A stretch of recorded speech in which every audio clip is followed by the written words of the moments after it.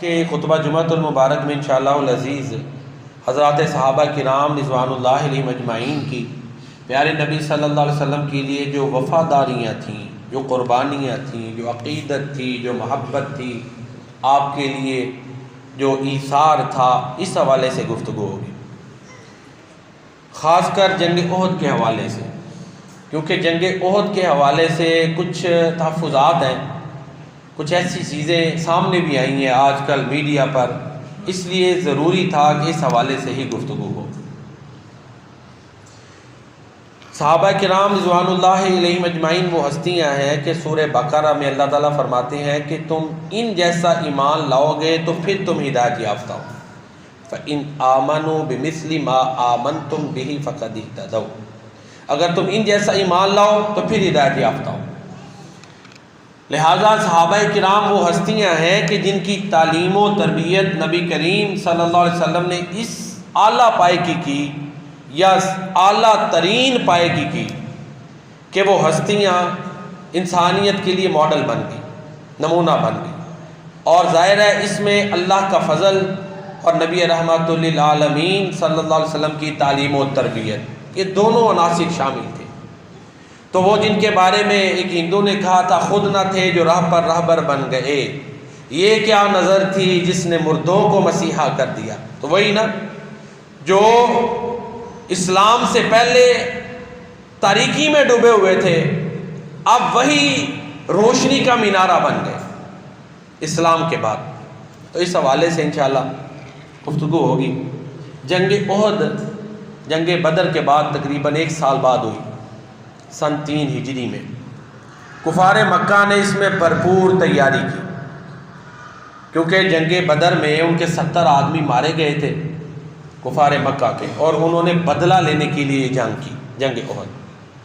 پیارے نبی کریم صلی اللہ علیہ وسلم کائنات کے سب سے بڑے آپ سپہ سالار بھی ہیں، ٹھیک ہے، آپ نے اپنی فوج کی جو جگہ کی تعیناتی تھی وہ فرمائی، ذمہ داریاں لگائیں، فلاں دستے کے فلاں جگہ پہ رہے گا، فلاں میمنہ میں رہے گا، فلاں میسرہ، جو تقسیمیں ہوتی تھی فوج کی، اہم پوائنٹس جو تھے جبل احد کے لحاظ سے، وہ آپ نے ان کی تعیناتیاں فرمائیں۔ چنانچہ جسے جبل رمات کہتے ہیں، تیر اندازوں کا پہاڑ کا حصہ، ادھر آپ نے 50 صحابہ کرام کی ڈیوٹی لگائی کہ تم نے اس کو خالی نہیں کرنا جب تک میرا آرڈر نہ آئے۔ چنانچہ جب شروع میں جنگ شروع ہوئی تو حالات یہ بنے کہ تھوڑی دیر میں مسلمانوں کا پلڑا غالب ہو گیا، کفار آگے بھاگے، ان کا جھنڈا گر گیا، اور فضا اور سما یہ تھا، فضا یہ بن گئی کہ مسلمان جنگ جیت چکے ہیں۔ اس سے پہلے حضرت خالد بن ولید جو ابھی کافروں کی طرف سے آئے تھے، بعض سیرت نگاروں نے لکھا ہے کہ وہی جو درہ تھا جہاں نبی کریم صلی اللہ علیہ وسلم نے 50 تیر انداز کھڑے کیے تھے، اس سے پہلے بھی حضرت خالد بن ولید کوشش کر چکے تھے، لیکن چونکہ وہاں پہ 50 صحابہ کرام اپوائنٹڈ تھے، لہذا ان کی جو ہے نا کہہ لیں کامیاب نہ ہوئے حضرت خالد بن ولید۔ اب ہوا یہ کہ جب یہ فضا بن گئی، سما بن گیا، حالات بن گئے، یہ نظر آ رہا تھا کہ مسلمان جیت گئے، کافر بھاگ گئے، تو وہاں پر جو لوگ کھڑے تھے صحابہ کرام رضوان اللہ علیہم اجمعین، ان میں سے کچھ لوگوں نے یہ سمجھا کہ شاید جنگ ہم جیت گئے ہیں، تو مقصد یہی تھا اب ہمیں یہ درہ، یہ گھاٹی، یہ پہاڑ کا جو تنگ راستہ ہے اس کو خالی کر دینا چاہیے، شامل ہونا چاہیے فتح میں۔ لیکن کچھ صحابہ کرام رضوان اللہ اجمعین نے کہا کہ جب تک اللہ کے پیارے نبی صلی اللہ علیہ وسلم کا آرڈر نہیں آئے گا تب تک خالی نہیں کرنا۔ چنانچہ 10 صحابہ وہاں پہ رہ گئے، 40 نے تقریباً خالی کر دی۔ خالد بن ولید جو اسی ابھی طاق میں بیٹھے ہوئے تھے، وہ غیر مسلموں کی طرف تھے، جرنیل تو وہ بھی بڑے کمال تھے نا، انہوں نے وہیں سے ہی اٹیک کر دیا، تو 10 صحابہ ظاہر ان میں سے شہید بھی ہو گئے۔ ہوا یہ کہ اب مسلمانوں کے لیے وہ چونکہ نرم تھی فوج، فتح کا سما تھا، اسلحہ کی طرف سے بھی تھوڑی نرمی ہو گئی تھی، ڈیفینڈنگ پوائنٹ سے بھی اور اسینڈنگ پوائنٹ سے بھی، حملے میں بھی ذرا ظاہر وہ قوت نہیں رہی، ڈیفینڈ میں بھی وہ قوت نہیں رہی۔ فضا یہ تھی کہ فاتحین ہے، کہہ لیں فوج میں وہ لوزنس کمی اس حوالے سے کہ ماحول جو ایسا بن گیا ایک پہلے جو ہوتا ہے جی ہر لحاظ سے لڑائی والا، وہ تو اب ماحول نہیں تھا، تھوڑا چینج ہوا، توقع سے ہٹ کے پیچھے سے حملہ ہو گیا، کیونکہ ان کی اسٹریٹجی کا حصہ تھا خالد بن ولید رضی اللہ تعالیٰ عنہ کا۔ آگے سے بھی انہوں نے اپنی قوت کو اکٹھا کیا، آگے سے بھی حملہ کر دیا۔ اب یہ جو تھوڑی دیر کے لیے یہ جو فضا بن گئی تھی نا، تھوڑی دیر کے لیے، اس کو سامنے رکھتے ہوئے اس کے بعد کے جو حالات ہیں ان کو سامنے رکھیں تو پھر سخت قسم کے جملے صحابہ کے بارے میں نہیں کوئی بولتا، ٹھیک ہے۔ وہ تھوڑی دیر کے لیے کیا ہوا، کچھ صحابہ کرام وہ وہاں سے یعنی کچھ کنفیوز ہو گئے، کیونکہ جب یہ کیفیت پیدا ہوئی نا، ساتھ ہی یہ بھی حالات پیدا ہوا کہ مصعب بن عمیر جن کے پاس جھنڈا تھا، پہلے انہوں نے دائیں ہاتھ میں جھنڈا پکڑا ہوا تھا، دائیں ہاتھ ان کا بازو کٹا تو بایاں، پھر انہوں نے سینے کے ساتھ وہ شہید ہو گئے۔ وہ پیارے نبی کریم صلی اللہ علیہ وسلم کے مشابہ تھے، ہم شکل تھے، تو کفار نے یہ افواہ پھیلا دی کہ محمد کریم صلی اللہ علیہ وسلم شہید ہو گئے۔ ایک تو پیچھے سے حملہ سخت ہوا، صحابہ کرام شہید ہوئے، اس سخت حملے میں کچھ مسلمان آپس میں مٹھ بھیڑ ہو گئے، یعنی سمجھ نہیں آئی کہ اپنی صفوں کو کیسے ترتیب دیں گے۔ پھر ساتھ ہی پیارے نبی صلی اللہ علیہ وسلم کی شہادت کی خبر جو ہے وہ عام ہو گئی، اس میں 3 طرح کا صحابہ کرام کا رد عمل آیا۔ کچھ مایوس ہو گئے، کنفیوز، کہ سمجھ نہیں آ رہا فی الحال اس تھوڑے وقت کے لیے کیا کریں۔ کچھ نے یہ کہا کہ چونکہ اللہ کے نبی شہید ہو گئے ہیں تو ہم بھی شہید ہو گئے۔ یہ بھی صحابہ، حضرت انس بن نضر اور کئی صحابہ نے یہ ریئیکشن دیا۔ یہ دو، کچھ جو تھے وہ میدان جنگ سے تھوڑی دیر کے لیے سائڈ پہ ہو گئے۔ یہ حالات بن گئے، 70 مسلمان شہید ہو گئے، کافی پریشان کن حالات تھے۔ اب انہی حالات میں جو ہے نا کچھ صحابہ، حضرت ابوبکر صدیق، حضرت عمر، یہ صحابہ کرام جنگوں کی اگلی صفوں میں تھے، نبی کریم صلی اللہ علیہ وسلم ایک سائڈ پر تھے، ٹھیک ہے۔ اب ان حالات میں وہاں سے آپ کے پاس آتے بھی کوئی وقت لگتا ہے، ٹھیک ہے نا جی۔ اب جہاں پیارے نبی صلی اللہ علیہ وسلم تھے نا، یہ حالات بن گئے تو 2 وہاں پہ طریقہ کار ہو سکتے تھے۔ ایک طریقہ یہ ہو سکتا تھا کہ آپ خود کسی محفوظ جگہ پہ چلے جاتے، لیکن پیارے نبی صلی اللہ علیہ وسلم کی سیرت طیبہ میں یہ چیز ملتی نہیں۔ 2 مشکل مرحلے ہیں، ایک جنگ احد کے اور ایک دوسرا جنگ حنین کا۔ جب ایسے حالات بنے، آپ خاتم النبیین صلی اللہ علیہ وسلم کو پتا تھا کہ آپ کے قریب چند صحابہ، صرف 9 رہ گئے، چند صحابہ، 7 انصاری 2 قریشی، باقی مسلمان ابھی دور تھے۔ آپ نے آواز لگائی، اس آواز کے مسلمانوں تک پہنچنے سے پہلے مشرکین تک وہ آواز پہنچ گئی، لیکن آپ خاتم النبیین صلی اللہ علیہ وسلم نے یہی اسٹریٹجی اپنائی جو سب سے زیادہ بہادرانہ تھی، کہ آپ نے کہا کہ میں ادھر ہوں، میں ٹھیک ہوں۔ اب اس کا ایک فائدہ تو یہ ہوا کہ مسلمانوں تک بھی اطلاع آ گئی کہ آپ شہید نہیں ہوئے، یہ تو فائدہ ہوا کہ آپ قائم۔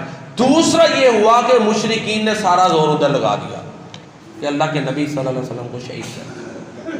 اب یہ وہ جنگ ہے جس میں صحابہ کرام کی قربانیاں جو ہے نا، وہ قربانیوں کا وقت آ گیا۔ اللہ اکبر۔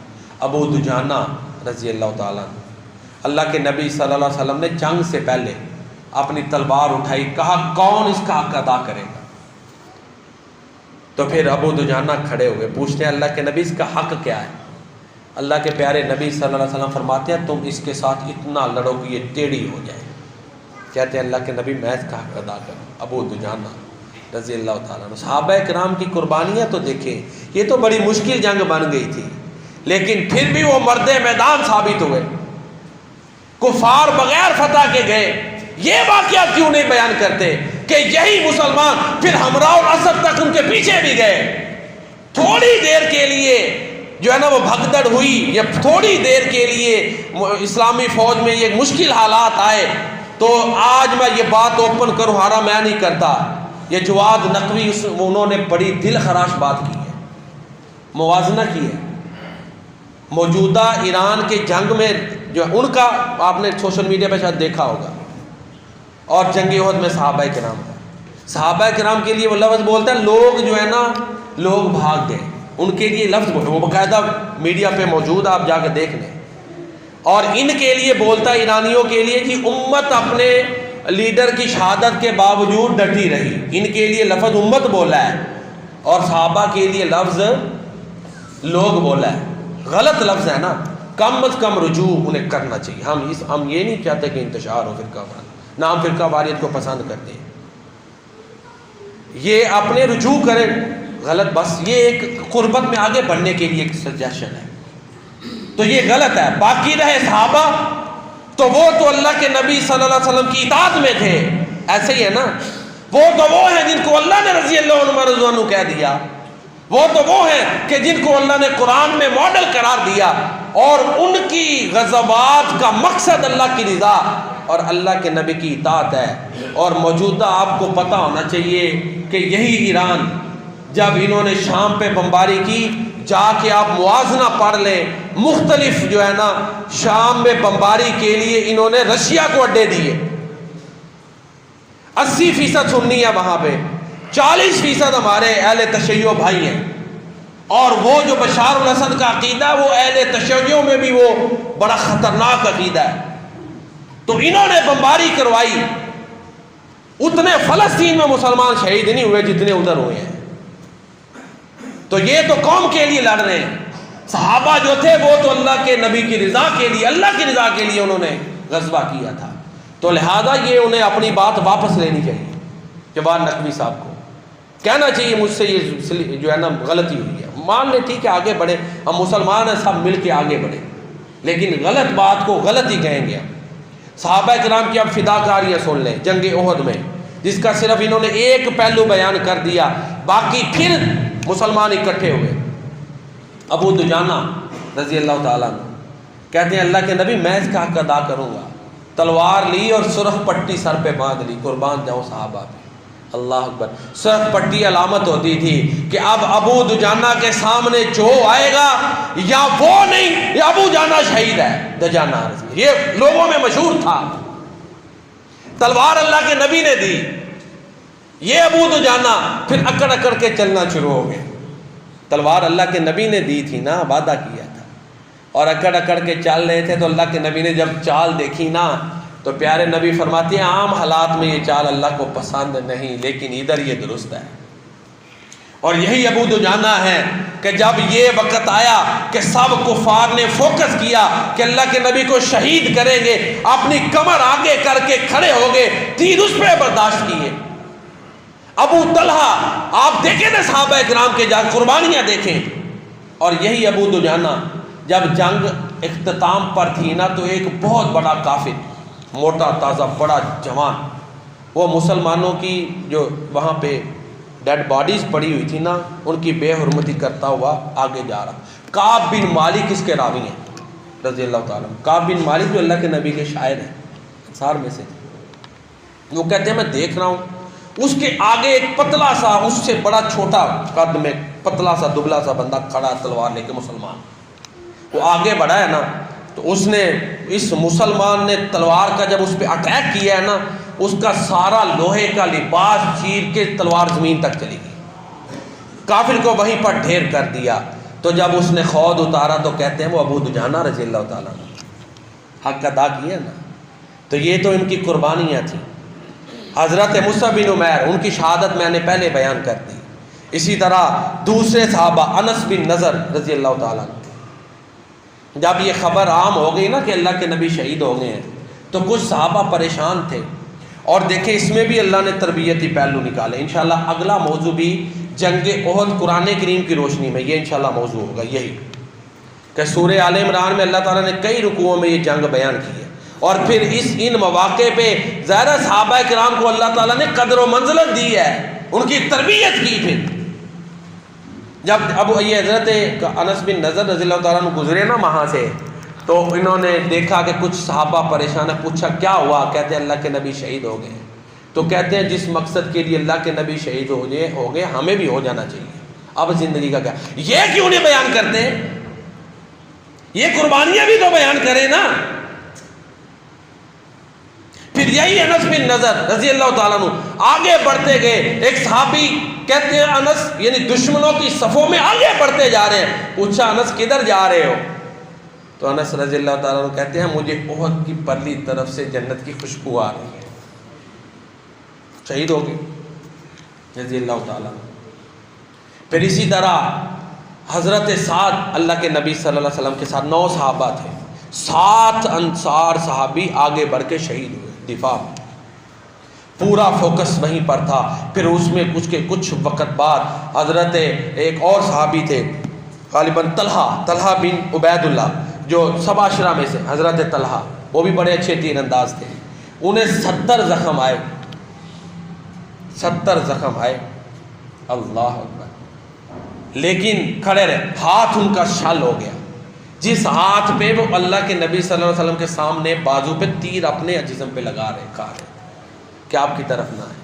سعد بن ابی وقاص بہت بڑے تیر انداز تھے، اللہ کے نبی صلی اللہ علیہ وسلم نے ان کو خود تیر ان کے آگے بکھیرے ہوئے تھے، اور آپ کہتے تھے اے سعد، یہ بھی اسرا مشرہ میں سے، یہ وہ وقت تھا کہ اللہ کے نبی نے کہا اے سعد تیرے اوپر میرے ماں باپ قربان ہو، تو جو ہے نا وہ تیر مار۔ یہ حالات تھے، انہوں نے فل اٹیک کیا، نبی صلی اللہ علیہ وسلم کا خود کی وہ کڑیاں ٹوٹ گئیں، چہرے کے اندر چلی گئیں، ایک کافر نے آپ پہ اٹیک کیا، آپ کے بازو کا وہ ڈبل زرہ تھی، کٹ کے 1 مہینہ آپ کو تکلیف رہی، انہوں نے پورا زور لگایا کہ نبی کریم صلی اللہ علیہ وسلم کو شہید کرنا ہے، لیکن آپ وہاں تھے، صحابہ کرام آپ کے گرد حصار بنائے ہوئے تھے۔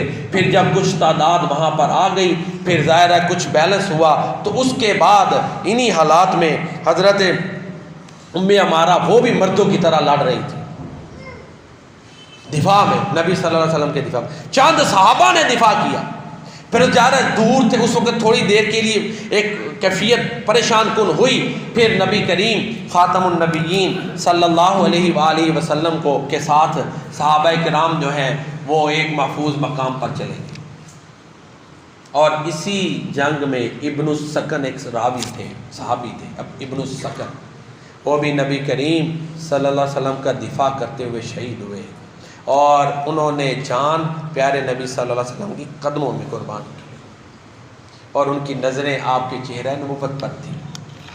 تو یہ صحابہ ہیں، مشکل تھوڑی دیر کے لیے مشکل حالات بنے، پھر ساتھ کھڑے ہو گئے، پھر پورے حصار میں نبی کریم صلی اللہ علیہ وسلم جبل احد میں ایک محفوظ مقام پر چلے گئے، پھر سعد رضی اللہ تعالیٰ عنہ آپ کے ساتھ تھے، کفار نے پھر کوشش کی، لیکن آپ نے فرمایا اے سعد ان پر اٹیک کرو۔ ظاہر ہے سعد بہت بڑے تیر انداز سے رضی اللہ تعالیٰ، ایک تیر کے ساتھ انہوں نے 3 کافر مارے، کافر کو تیر مارتے لگتا نا کافر کو، پھر پکڑ لیتے، پھر مارتے، اور ان کی نسل میں وہ پھر تیر محفوظ رہا، ان کی نسل میں محفوظ رہا سعد رضی اللہ عنہ۔ اس کا نتیجہ یہ ہوا کہ انہیں پتہ چل گیا کہ ادھر جہاں یہ محفوظ مقام میں ہے یہاں پر تیر انداز بیٹھے ہوئے ہیں، آگے ظاہر ہے پھر دشمن پیش قدمی نہیں کرتا۔ اس وقت تیر ایسی تھا جیسے میزائل ہیں آج، ایک بڑی گن ہے کچھ، ٹھیک ہے نا، سب سے اس وقت بڑا جو دفاعی دور سے دفاع کرنے کا ایک آلہ تھا وہ تیر ہی تھا، اس میں حضرت سعد رضی اللہ تعالیٰ عنہ تھے۔ پھر ابو سفیان آئے اس طرف، ابھی وہ کافر تھے، ظاہرہ اس جنگ میں وہ ان کی طرف سے تھے، کفار کے سردار بن کے ابو سفیان کہتے ہیں، آواز لگائی کیا تم میں محمد ہیں صلی اللہ علیہ وسلم؟ آپ پیارے نبی کریم صلی اللہ علیہ وسلم نے فرمایا کہ کوئی جواب نہ دے، خاموش رہے۔ پھر پوچھا عمر ہے، ابو بکر ہیں، پھر خاموشی، عمر ہیں، پھر خاموشی، بس تینوں کا نام لیا۔ تو اس کے بعد اس نے کوئی نام نہیں دیا۔ پھر اس کے ساتھ ہی جو ہے نا، یا کہتے ہیں نا جب یہ تینوں ہیں تو حضرت عمر فاروق بول پڑے کہ جو ہے نا اے اللہ کے دشمن یہ تینوں موجود ہیں، یہ زندہ ہیں۔ اب دیکھیں پھر ابو سفیان کہتا ہے دیکھو ہم نے بدلہ لے لیا، حساب برابر، تم نے ہمارے جنگ بدر میں 70 مارے، ہم نے بھی مار دیے۔ عمر فاروق رضی اللہ تعالیٰ عنہ پھر بولے، کہتے ہیں برابر نہیں، ہمارے شہداء جنت میں ہیں، تمہارے جہنم میں۔ یہ بات کی تو پھر ساتھ اس نے کہہ دیا اولو بول، نعرہ لگا دیا اس نے۔ اب اللہ کے نبی صلی اللہ علیہ وسلم دیکھیں نا، اس نے کہا کہ محمد موجود ہیں، زندہ ہیں، آپ نے جواب نہیں دیا، روکا۔ دیکھیں اللہ کے نبی کو توحید کی کے ساتھ کس قدر محبت تھی۔ جب ابو سفیان نے یہ کہا نا اولو بول، یعنی حبول کی جے، حبول زندہ باد، یہ کہا نا، تو اللہ کے پیارے نبی صلی اللہ علیہ وسلم نے صحابہ کرام کو کہا کہ جواب کیوں نہیں دیتے؟ پوچھا کیا جواب دیں؟ آپ نے فرمایا اللہ اعلیٰ و اجل، یہ کہو اللہ اعلیٰ اور اجل ہے۔ चुनाचे फिर इज्तिमाई आवाज़ में सहाबा किराम रिज़वानुल्लाह अलैहिम अजमाइन ने जवाब दिया कि अल्लाह आला व अजल। फिर अबू सुफियान कहता है कि हमारा मददगार उज़्ज़ा है, तुम्हारा कोई उज़्ज़ा नहीं। प्यारे नबी सल्लल्लाहु अलैहि वसल्लम ने कहा इसको जवाब दो, अल्लाहु मौलाना वला मौला लकुम, अल्लाह हमारा मददगार है, तुम्हारा कोई मददगार नहीं। ये जंग उहद में हुआ। तो अब आप एक थोड़े से वक़्त के लिए जो एक ज़बरदस्त अटैक था जिसमें मुसलमानों की सफ़ों में थोड़ी देर के लिए कन्फ्यूजन पैदा हुई, सिर्फ उसी को लेके आप सहाबा किराम का मुआवजा कर दें, ये जुल्म है, जुल्म अजीम है। मैं बड़े छोटे अल्फाज इस्तेमाल कर रहा हूँ, मैं बड़े नरम अल्फाज इस्तेमाल कर रहा हूँ, और ऐसे मुआवजे की ज़रूरत ही नहीं। सहाबा किराम के साथ मौजूदा दौर के जो मुसलमान हैं, मुआवजे की ज़रूरत ही नहीं। उनके उस्ताद अल्लाह के नबी, इनके उस्ताद एक आपके इमाम खुमैनी, अल्लाह के नबी कायनात में सबसे बड़े उस्ताद और मुरब्बी और अल्लाह की रज़ा के लिए काम करने वाले इमाम खुमैनी पर हज़ारों तहफ़्फ़ुज़ात हैं। शाम की बमबारी देख लें जाके, फिर भी हमारे मुसलमान भाई हैं, हम यही कहेंगे कि इत्तफाक से आगे बढ़ना चाहिए। जो गलत बात की उसको वापस लें, आगे बढ़ें, उससे रुजू करें, ताकि हम जो अहले सुन्नत मुसलमान हैं हमारी दिल खराश दिल आज़ारी ना हो। दिल आज़ारी हुई है ना, क्यों मुआवजा किया है, नहीं करना चाहिए। अल्फाज का चुनाव भी गलत है, मुआवजे का तरीका भी गलत है। तो सहाबा किराम जंग उहद में फिर यही सहाबा थे, ये हालात, ये हज़रत उमर फ़ारूक ने ये जवाब दिया। और आगे देखें, अबू सुफियान कहते हैं उमर मेरी बात सुनो, उधर ही मैदान जंग में, यह रहीकुल मखतूम में लिखा हुआ है, उधर ही जब ये नारेबाजी हुई है ना दोनों तरफ से, फिर अबू सुफियान कहते हैं बात सुनो मेरी। प्यारे नबी सल्लल्लाहु अलैहि वसल्लम कहते हैं जाओ उमर इसकी बात सुनो। आया हज़रत उमर फ़ारूक रज़ी अल्लाह तशरीफ़ लाए। अबू सुफियान पूछता है क्या उमर बता, मोहम्मद और अबू बकर ज़िंदा है? देखें हज़रत उमर फ़ारूक रज़ी अल्लाह ताला अन्हु कहते हैं हाँ ज़िंदा है। तो दुश्मन है, अबू सुफियान दुश्मन है। इब्ने कमिया कोई उसका अपना बड़ा हिमायती था, कहता है तुम्हारे ऊपर मुझे अपने साथियों से ज़्यादा एतबार है, तुम सच बोलते हो, जाओ जाके पढ़ लें। ये तरबियत थी प्यारे नबी सल्लल्लाहु अलैहि वसल्लम की, ये तरबियत थी। तो यही वजह है ना फिर ये उमर कि अबू सुफियान मैदान जंग में भी मान रहा है कि ये उमर सच्ची बात करेंगे। तो उमर की ये शान अल्लाह के फजल और प्यारे नबी रहमान सल्लल्लाहु अलैहि वसल्लम की तरबियत के नतीजे में थी रज़ी अल्लाह ताला अन्हु। और इसीलिए अल्लाह के नबी ने फरमाया इन्नल्लाह जअलल हक़्क़ अला लिसानी उमर, बेशक अल्लाह ने उमर की ज़ुबान पे हक़ जारी कर दिया है। तो ये सहाबा किराम की शान है, उन्होंने कुर्बानियाँ दी, फ़िदाकारियाँ दी, उन्होंने जानें कुर्बान की, अल्लाह ने फिर अज़मतें दी हैं, रिफ़तें दी हैं। अगर कोई ऐसा छोटा सा थोड़ी देर के लिए वाक़या हुआ है तो अल्लाह ने कुरान में उनकी मुआफ़ी का ऐलान किया है।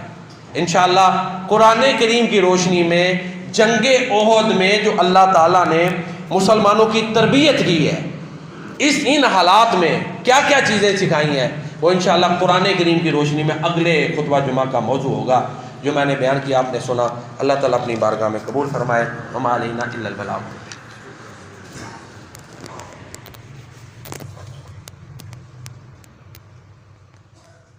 के खुतबा जुमातुल मुबारक